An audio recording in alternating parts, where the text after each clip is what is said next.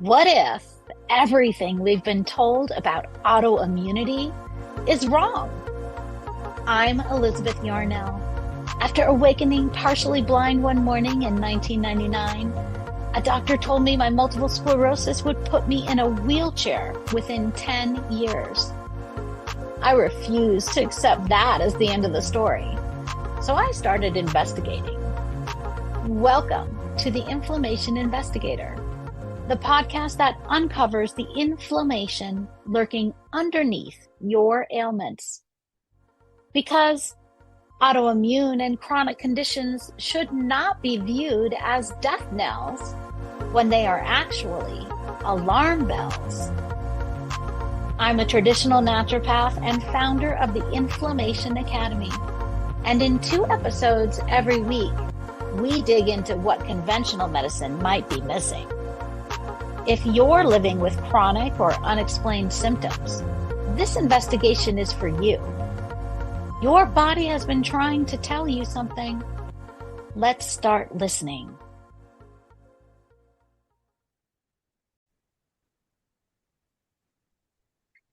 Hi, and welcome to today's Inflammation Investigator. Today, I am very excited to welcome Dr. Susan Fox to the podcast.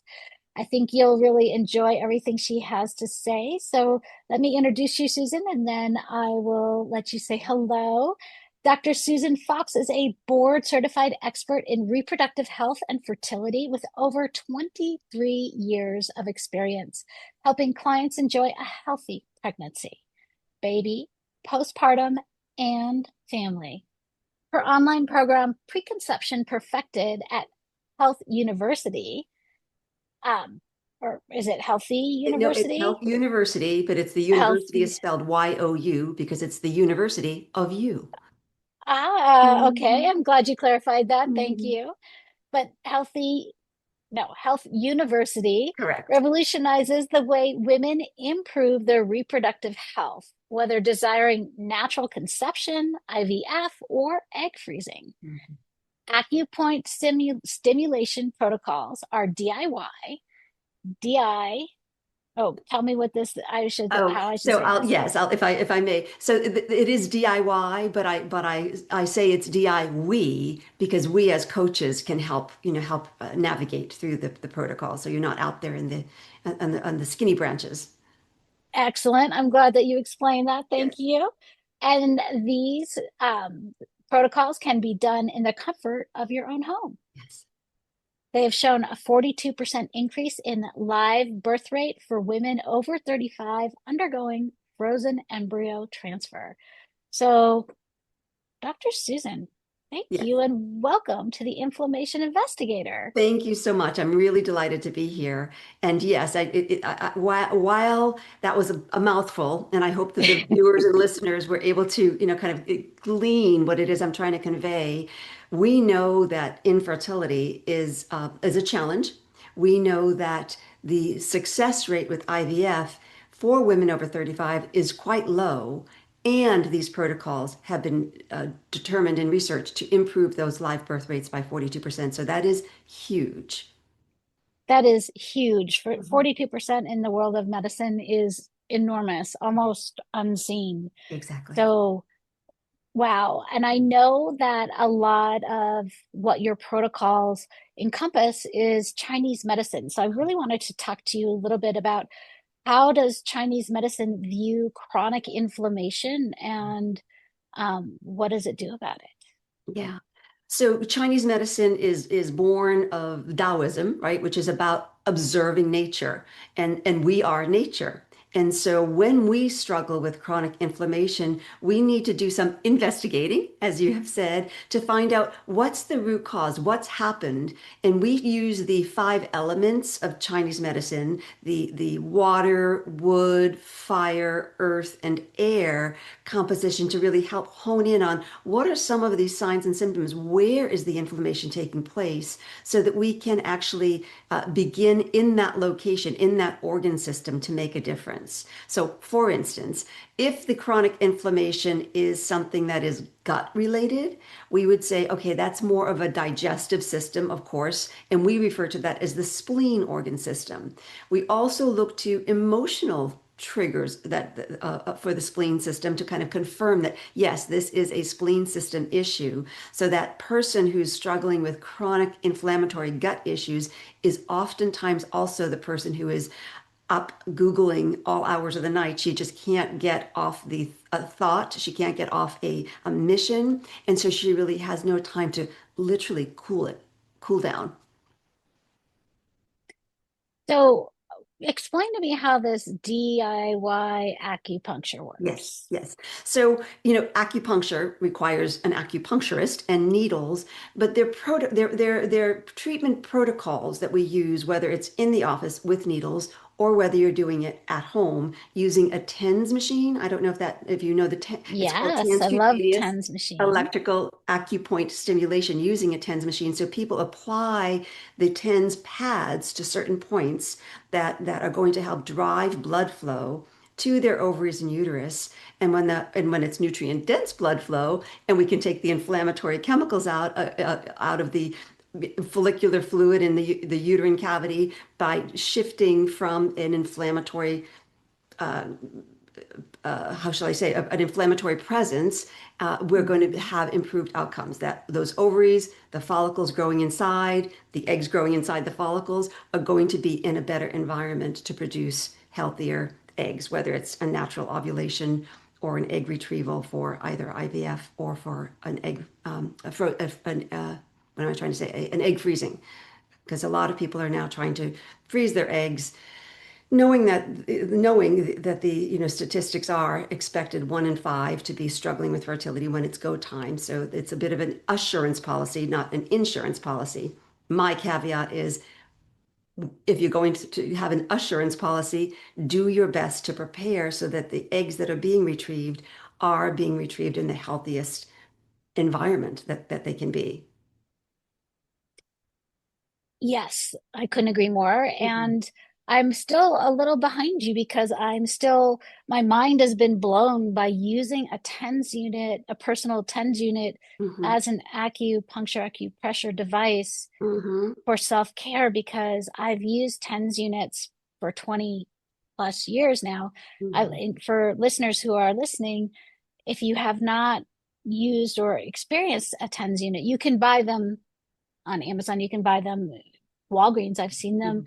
Mhm. Mhm. Um, Lots of places. Healthmates is one of my favorite brands of TENS units, and they're very small. They're kind of smaller than your smartphone, probably. Exactly. And they're portable. They're battery operated or hopefully Mhm. charged. Mhm. And you put an electrode pad or pads, multiple Mhm. pads, and Mhm. I've always used them for muscular Yes. release, Yes. which maybe Right. was their original Exactly. Exactly. So usage. yes, it's been a physical therapy device for a long time. If someone has had a shoulder strain or sprain, they would apply the pads to that location, and they would be turning the volume of electricity up to the point of really getting a little pulsation into the muscle. You'd see the muscle movement with the acupoint stimulation.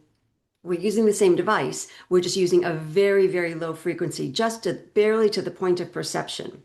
And when we get to that point of perception, is very relaxing, and the blood vessels will dilate, and the pulsation actually acts like arterial flow. It's going to really push blood flow to the areas that we have applied the pads, the acupuncture points that we're applying the pads.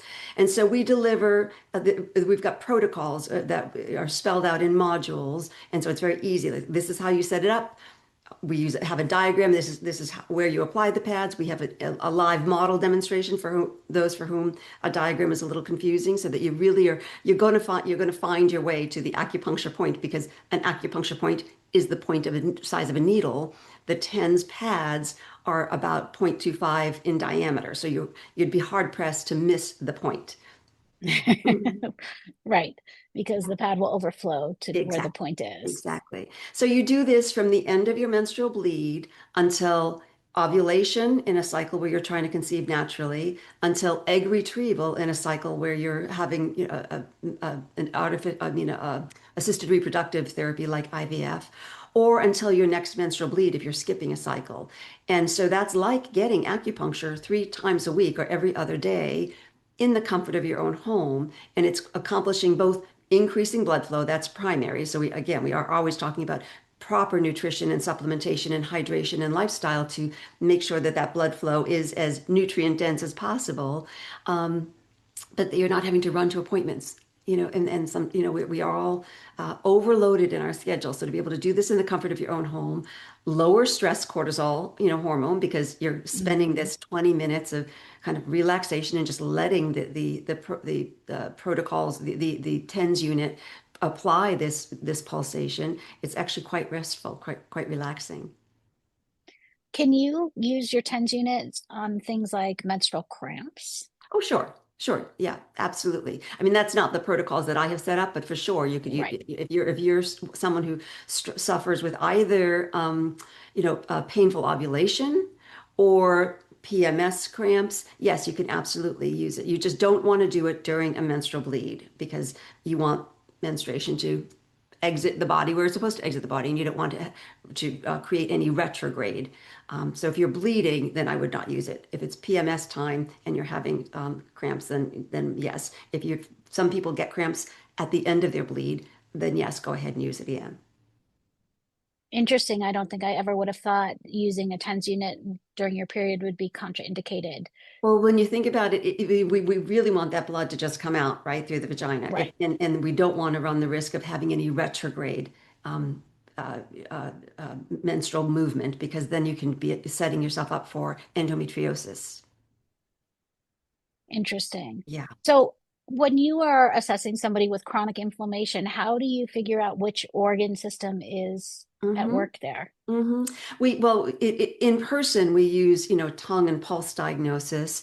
We'll do a very thorough history intake. And so we'll start with the basics. Is this true excess inflammation, or is this like a chronic inflammation that is really what we call born of deficiency? So, for instance, I think the autoimmune chronic inflammation is an underlying deficient issue where the immune system, kind of like a toddler having a temper tantrum, is hyperactive against the tissue that it is tagged as being other.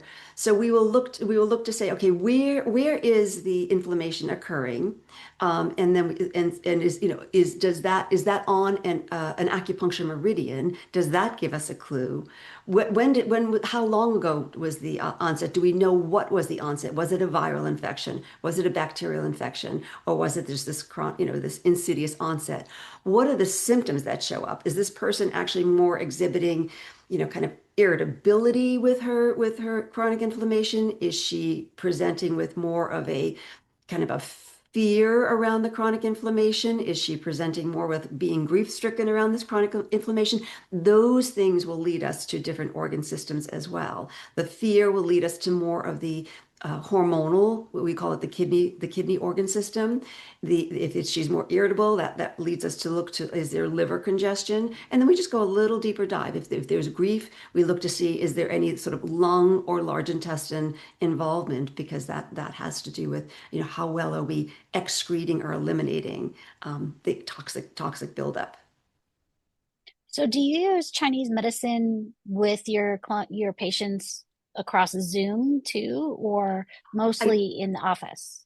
Well, I mean, both. Chinese medicine is a whole systems approach. Obviously, across Zoom, I'm not doing acupuncture, but I can certainly do an intake of, a virtual intake. Licensed in California, I can really only do that for Californians. I also do have a health and wellness certification, and that other DIY business is its own separate company, so I can do some coaching along, across state lines. So yeah, most of the people who are doing this online course are doing it. They're from other states, and they found me through, you know, podcasts like this, or through other internet searches. Thankfully, ChatGPT finds me and sends people over to me. but they don't have resources, so they can't come indoors and get a treatment. So this is a really great way of giving them, something that actually really does work. When people come in the door, depending upon their time frame, I will either use just acupuncture, do a thorough intake, do a lab review, get an assessment that way, and prescribe either Chinese herbs or supplements. Most of my patient population actually is in the realm of supplements because they're working oftentimes with an IVF doc, and those IVF docs, and they're actually correct to be concerned about, whether or not there's a variable with Chinese herbs that they don't know about. They understand some supplements. They don't understand the symphony that is a Chinese herbal formula. And so they just need to make sure they're, keeping controls over their own diagnostics and treatments. So most people come to you when they are trying to conceive or when they are trying to look at future conception alternatives like Yeah. IVF or egg retrieval. Are there other reasons that would send someone into your clinic? Well, a big percentage of my population is struggling with infertility, and that population, wanted to be pregnant yesterday, and so it's and so therefore they're very compliant. They want to find like what is that needle in the haystack that they haven't found yet, because several have gone already through failed IVF cycles, which is crushing both financially and emotionally. So to come up with something different and not just go through yet another cycle is really kind of rewarding. And oftentimes they will get pregnant without having to go back into another IVF cycle, or if they go back into another IVF cycle, they finally have success.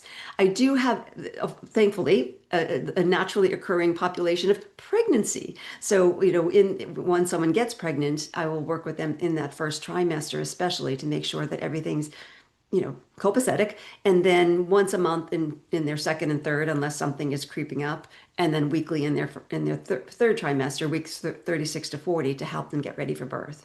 Then I have a population of what I call the pre-perimenopausal. A colleague has called it and wrote a book about it called the millennial menopausal. They're not there yet, but they're starting to see some signs of like, okay, irregular menstruation cycles, maybe some sleep issues, things like that. That kind of, they know something's different, and their doc is saying there's no way you could be in menopause. You are cycling, and there's no way you can even be in perimenopause. You are cycling, and so just deal with it, kind of thing. That we know that we can make some minor tweaks to their whole health that becomes reflected in their reproductive health, and oftentimes those things will kind of go away. Eventually they come back because we are going into perimenopause, and so then we'll use, again, supplementation, lifestyle, and then I will make referrals. I'm not a prescriber of HRT, but thankfully I have some really great referrals that I can send people to.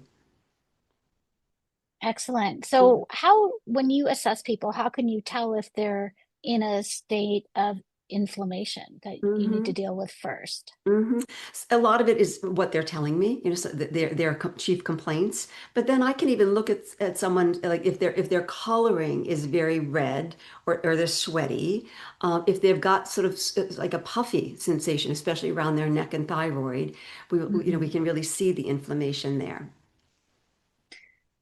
And how frequently do you think you see people who have inflammation that has to be resolved before Mm, they can conceive Yeah. easily?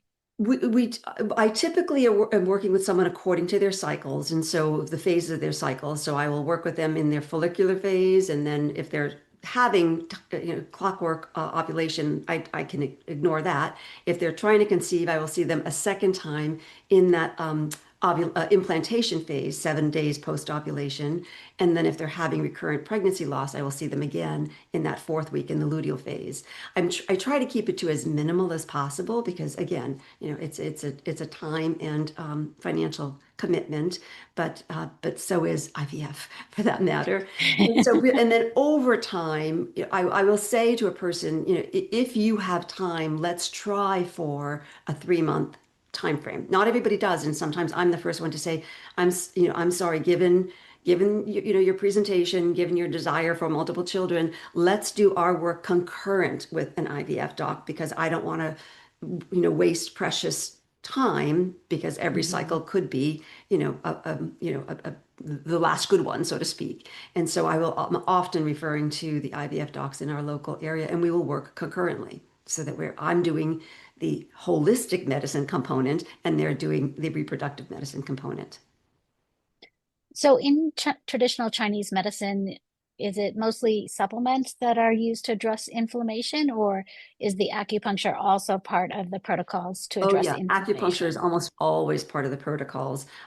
Supplements will work on the diet. Again, for the supplements are just doing that, supplementing. But Mhm. good healthy diet and good hydration, and then proper supplementation are the cornerstone. But when we're using acupuncture, we're actually helping to directly influence blood flow and lowering cortisol stress hormone and increasing our happy healthy neurotransmitters. So it's a key portion of getting, yeah, a full Chinese medicine treatment. What do you think that most of us who have been born and raised in the allopathic Western medical tradition don't know about traditional Chinese medicine? Well, our language inside the traditional Chinese medicine can sound a little, romantic or poetic and a little weird. So I think sometimes people kind of shy away from it because they don't understand it. I try to speak in a language that translate it into a vernacular that is common language. But I would say what people think about acupuncture. And so people think almost as though it is a technical skill as opposed to a surgical skill, if you will, because it is part of the whole system's Chinese medicine. So they think they want to just, they've got this preconceived notion that if I just get an acupuncture treatment, all will be well. But they don't realize that this is, that we're part of a whole ecosystem, and they have agency and responsibility to do their part to remove the insults, the, processed foods, the trans fats, the, phthalates and endocrine disrupting materials like that we find in our Mhm. toothpaste and shampoos and cleaning products and clothing. And so in their fragrances that they put that they're walking in with it that can make you kind of almost hold your breath. So teaching them these things, I think, is really helpful because they then know, oh, I had a role to play in getting to this place. I am not my diagnosis. My diagnosis simply explains what happened, and I can Mhm. unravel some of this. Now, certainly there are, structural impediments or something like that. If somebody has blocked tubes, then Chinese medicine and acupuncture are not going to necessarily open blocked tubes. If it's just a little mucus plug, we can. But if it's truly scar tissue or something like that, that person needs to get tested, treated, and go into IVF if that person wants to have a family. But there is so much that can be done. And this is why so many women who come to me who are told, I'm so sorry, donor egg is your only way to consider having a family, get pregnant on their own because they've taken account of their own lives and made these changes and they feel better. Their inflammation goes down, their hormonal symphony begins to sound in harmony again, and their cycles return, and lo and behold, here comes a healthy egg. Because we have seen in science that egg can either be growing in follicular fluid that is riddled with inflammatory markers, microplastics. Same with seminal fluid, by the way. So it's not just the egg; it's the sperm needs to be growing in a healthy environment as well. And if we remove those insults, our bodies are brilliant at a cleanup crew, including proper sleep, right? Because that's when we do our natural detoxification and remodeling of our tissues. So it's not just about, okay, I'm eating organic, but I'm staying up until 2 a.m. watching Netflix. Like, it's the whole thing. Do you see any correlation between fertility and women or their partners who have already diagnosed autoimmune diseases? Yes. Yes. And usually that is the unexplained infertility because there isn't a like an identifiable thing that can be either removed from the body, like a polyp Hmm. or a fibroid or endometriosis or polycystic ovaries, but it is a subclinical inflammatory condition. And so here again, the IVF docs, brilliant as they are, can only retrieve those eggs, can only, put the egg together with the sperm in the condition that they are in. And that's where we'll see, early pregnancy loss. The inflammation is either happening while the embryo is trying to implant, or the embryo itself is not optimal because egg and sperm are growing in suboptimal environments. Just from your personal experience, what do you think is the percentage of people who come to see you for infertility or carrying to term issues that have autoimmune diseases? Just off the Um, top of your Off head. the I top of didn't my prepare head, I you would for probably that. say about 35%. And usually I am finding it often. I'm finding it because those labs are not being taken in the conventional medicine model. They're taking, FSH, estradiol, AMH, progesterone, testosterone, and that's it. And so then they come Hmm. to me and I say, okay, let's test thyroid antibodies, and or in fact, let's test anti-nuclear antibodies to get a high view to see is there any autoimmune taking place in the body. Most often it's thyroid because for whatever reason that tends to be the tissue that our white blood cells love, our T cells love to attack if there's a perceived invader. It must look like a doppelganger for most proteins that come into our body.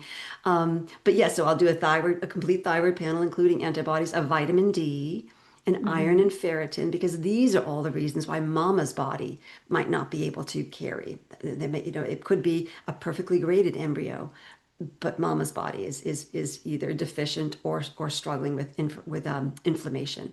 And in which case I'll treat accordingly. If there's low vitamin D, I'm like, let's get that up because that's implicated in early pregnancy loss. If there's found autoimmunity, I'll say, okay, let's get right on some glutathione and N-acetylcysteine to just like help modulate that T cell activity. Are those the most common supplements that you recommend when you see people with chronic inflammation or autoimmunity? Well, in addition to like they're taking their prenatal, they're taking either a DHA or an SPRM, pro-resolving mediator, depending upon how inflamed they are. I mean, they Hmm. need the DHA once they're pregnant, but I can sometimes put the PRM in beforehand to tamp down the inflammation.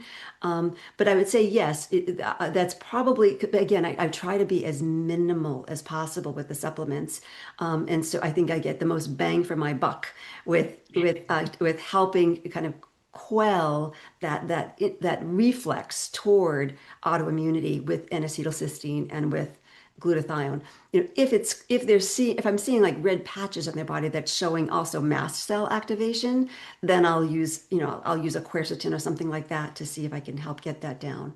But I have a very Hmm. small window of time, so I want to not overwhelm them. I want to not overwhelm the docs that they're working with, so that everybody can feel like we are on the same team. Because regrettably, in this past year, after the 20 plus years of making strides toward integrative medicine for fertility, the conversation has been rather destructive in this past year with the federal, government saying, well, we won't pay for IVF for the armed forces, for instance, but we will pay for air quotes restorative reproductive medicine, which is what we do, but it's never an either or. And so because it's become this either or, it's become problematic. So I'm really, really, really diligent about making sure that it's a both and conversation, including or an all and, because it's both the doctors and the patient herself who needs to be part of the team. How are the doctors themselves? Are they receptive to working together with you for their Well, the ones who are patients? in my local area are because I've had the good fortune of, knowing been in the field longer than many of them, and some I've been in the field, with them for 24 years. So they've grown Hmm. to be able to trust me, and others. I'm not the only game in town, and I say this because I want to highlight for the listening and viewing audience that if you want a board certified reproductive acupuncture specialist, there is an organization, actually an international organization called the Acupuncture and TCM Board of Reproductive Medicine, aborm.org. I'll send you that link and you can put it in the show notes. That way, you know Absolutely. that like we are a self-vetting organization so that we're tested. We need continuing CEUs beyond the state board certification and continuing CEUs because we really understand that this niche is so vulnerable and the issue is can feel truly existential that we don't want people diddling around with someone who wants to be a fertility specialist. I mean, if the goodness of their heart is there, the knowledge isn't. That's such a good point because I think that there's a lot of self-proclaimed fertility specialists.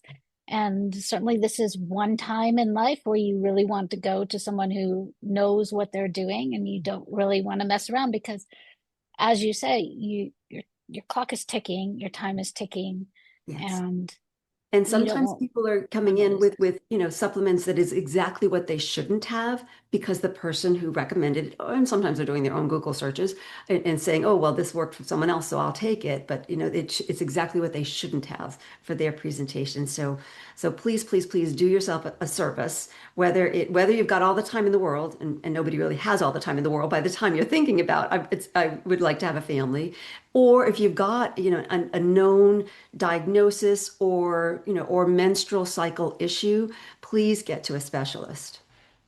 Sooner better. Get your labs done at least so you can get, a baseline.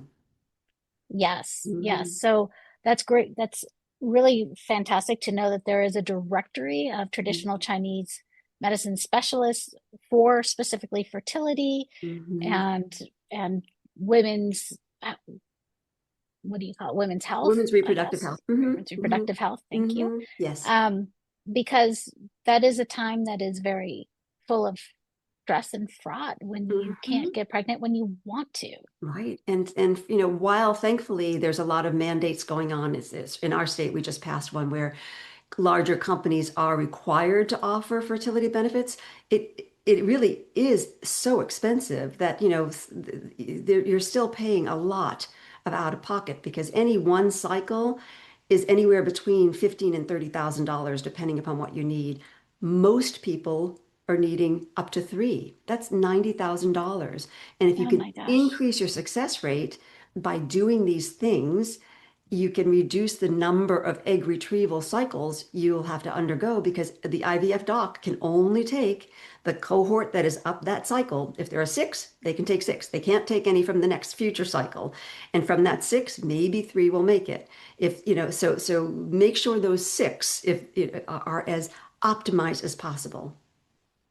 Such a great point. Now, I know you have a fertility quiz that people can take. I Do you do. want to tell us about that? Yeah, it's just a way to really introduce like how does Chinese medicine look at fertility? So it is the five element fertility quiz. So you go through just a series of questions and it will calculate which element is more likely to be the one that is going sideways for you. So it'll ask things like, do you get breast tenderness and bloating before your period? That tends to be more of what we would refer to as the liver qi stagnant person. So that person would be the wood element, and you'll get a report to your email that will say, oh, based on your answers, this is your TCM fertility. And I don't. It's not even a diagnosis, right? Because we're not diagnosing, but your picture, and it'll make some suggestions as to okay, and so this is what you could do emotionally, nutritionally, to help improve. So it gives a taste as to, and we all love to know a little bit more about ourselves. So, It's true. So, mhm. where can people find that quiz? So it's called yourfertilityquiz.com, or they can find it through my healthuniversity.co website because there'll be a little icon that says take your fertility quiz or schedule an assessment with me. I'll have that link in the show notes as well, Thank you. too, when Thanks. I people are appreciate it. looking for it. Yeah. So, if there is one thing you can leave people who are struggling to get pregnant with, what would it be? It would be improving your whole health is reflective of improving your reproductive health. Take as many steps as you can right now to be pesticide free, organic, free range, wild caught, all of the things that are going to reduce the number of toxic hormones being put in your body. Plenty of hydration, filtered water, either carbon filter or ideally reverse osmosis. They're not that expensive. Again, especially if you're considering going through IVF, it's barely a fraction of the cost. So, in a proper sleep wake cycle, wake at the kind of the same time each morning. Get your face to the sun, so you're naturally and appropriately elevating cortisol when it's supposed to be elevated, and then wind it down as dusk approaches. Turn off lights, dim lights. Turn off your Zoom or your devices at least 30 minutes before bedtime. Create a nice sleep hygiene routine. Get adequate movement. I'm standing, thankfully, but we sit far too long. We are not designed to sit and interrupt the circulation to our pelvic bowl the way we do for hours and hours and hours on end. So maybe set your phone to, every hour or two, get up, walk out the door, if provided that the weather allows, get your face to the light, get a glass of water, maybe some, a snack if you need, a healthy snack, and then go back to your work. Stay away from processed foods. There is nothing in processed foods that you can't do better getting, from that if it was picked from the tree or pulled from the ground or the egg out from the chicken's bottom, you're going to get a lot more bang for your buck nutrition wise. So if shop the perimeter of your store, check your personal care products, please. If your toothpaste has ingredients that you can't even name, think about how quickly that is going directly into your bloodstream through your gums. It's a very fine tissue. The floss that we use that allegedly glides more easily is covered with petroleum. So choose personal care products that are going to be healthy for you. This is why our great grandparents had no trouble. They didn't have all of this toxic, forever chemical riddling running through their bodies. So those are a few things because you can do Those it. are, You can do yeah, it. Hmm. those are such great recommendations. One of the things I often think about when it comes to women's reproductive health are those scented toilet paper, scented and colored toilet papers. And people don't, Or personal hygiene products like no or organic. personal hygiene products. Yep. Yep. Because again, you're right there, right at the uterus and ovaries. And if you're having toxic chemicals cross that very thin membrane right there, guess where it's going? It doesn't just stay there. It's filtering its way into the ovary, into the follicle, into the fluid that egg is then going to grow in. So you can clean house. A woman after my own heart. Yes. My own mantra is whole Mhm. foods are better than processed foods. Without And I, so much of health comes down to this exact framework that we are covered in toxins. I did a TED Talk in 2014 called Poisons in Our Everyday Foods, and it's all of these chemicals that are everywhere in our personal care products, in our foods, everywhere that we turn, we're being assaulted by all of these chemicals, especially petrochemicals yes, that yes. didn't exist It didn't 200 exist. years And ago. we've been duped, but right, marketing is a brilliant strategy to have us think that our armpits should not have odor. Of course we bathe, but we're also supposed to sweat. And so let yourself, like, that is a detoxification method, is to let yourself sweat. Then good old soap. Soap and water will take care of what you need. So yes, we do not need to be smelling like some kind of fake flower as we walk through life. It's actually quite detrimental to our health. And if you can't think about it for your own health, it's for your baby's health, because that baby is growing in that, it's getting imprinted by that same information that is existing in your body. Yeah. That maybe is the most surprising thing of our whole conversation. I hadn't realized that those inflammatory substances contaminated the egg. Hmm. Hmm. And the That no, sperm. And the And the sperm. sperm. Yep. Yes, Yep. let's not let the men off the Yeah, yeah. No, hook. I mean, they're lucky in that like we are born with all the eggs we're ever going to have. So by Right. the time we're in our 30s, we've lost 90% of that already. So we really need to preserve what's left and do the best we can to make them as healthy as possible. The sperm can regenerate every, 72 days or something like that. Yet is it going to regenerate in a healthy environment or a toxic environment? Is that gent putting his cell phone in his pocket? Is he, a beer and pretzel guy? Because that's going to affect the head content of the DNA of the sperm. It's referred to as morphology. So, a head that is not got, all the right DNA in it is going to make an embryo that's going to be unable to sustain. So both both Yes. both players. Both players. Let's Hmm. not forget. Let's have Hmm. equal responsibility here. Hmm. Susan, thank you so much for Oh, coming on. I could talk this conversation every day, all day. In fact, I do. But thank you for letting me share it with your audience because I know that they could be listening to anybody at any time, and I really value that they're listening to our conversation now. Hopefully, they've gotten something out of it. And if I may, Please. if this is not you, if you are not trying to conceive, if those baby making days are in your rearview mirror, two things. Tell someone, share this podcast because someone is struggling. 1 in 5 is struggling. Of that one Wow. in five, half are having male factors or both male and female factor. And if it's just for yourself, your ovaries are important for the rest of your life. It's not just for baby making. They are communicating with almost every tissue in your body, every organ in your body. So improving your whole health, improving your reproductive health is a longevity exercise as well.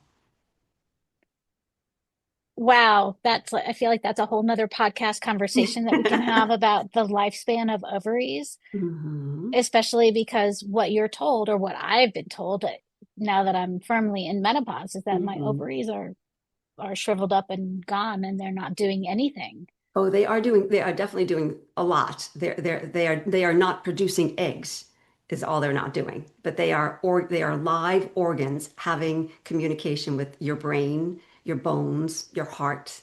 So yes, they're not and please, if somebody has had to have a hysterectomy, it's not doomsday. And they're hopefully if you've had to have a hysterectomy and you're younger, you're on some really good HRT because we do need our hormones. But I don't want to have someone kind of run down the street with hair on fire thinking, oh my goodness, my brain is gone because I don't have my ovaries. That's not the case. Again, I Yeah, feel like we'll have you back at another point in time I'd and we love will that. cover the other end of the spectrum, maybe more about menopause. Hmm.